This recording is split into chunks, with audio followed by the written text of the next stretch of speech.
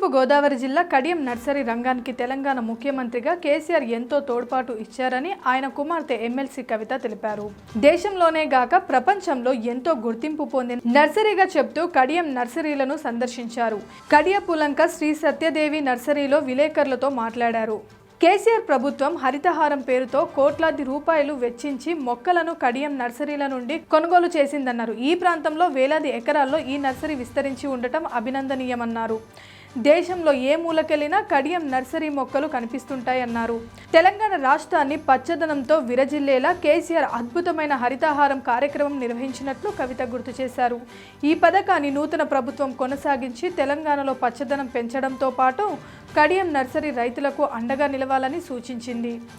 ఈ నర్సరీ మొక్కల ప్రత్యేకతలు, వాటి పెంపకం తిరుతెన్నలను నర్సరీ రైతులు పుల్ల అంజనేయులు, వీరబాబు, రాజశేఖర్లు వివరించారు.